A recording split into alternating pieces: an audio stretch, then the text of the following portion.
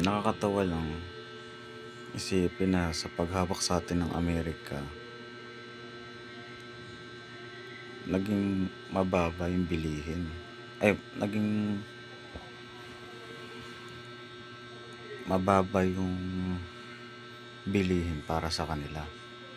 Kasi isipin mo, kung $1,000 sa Amerika ay isang normal na pera lang na mabilis maubos dahil nga sa inflation sa lugar nila. Once na yung mga taong lumipat sa Pilipinas, yung $1,000 nila parang 60,000 pesos na yun pag dito. Isipin mo, parang hindi patas. Yung mga taga-Amerika, ginagawang pasyalan yung Southeast Asia para lang sa sarili nilang kapakanan. Habang yung mga taong nakatira sa Southeast Asia naghihirap sa pasahod na minimum wage sa kadahilanan din ng paghawak ng Amerika sa Pilipinas. Parang ginawang tourist attraction sa mababang halaga yung Pilipinas.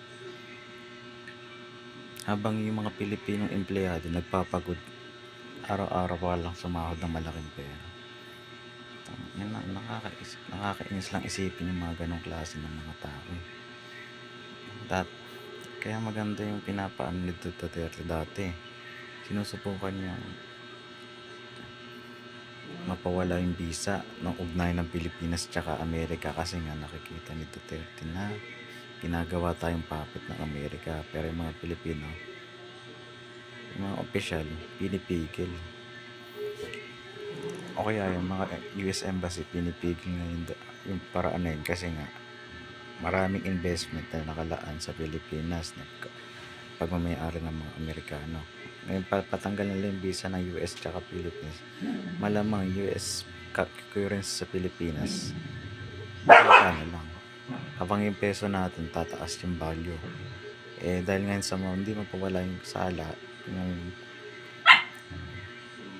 ugnayan ng Pilipinas tsaka Amerika, mas lalang bumaba yung bilihin. Nagmukha tuloy yung lubmok sa kahirapan ng Pilipinas sa pangahawak ng mga Amerikano. Dahil sa dito mga Amerikano.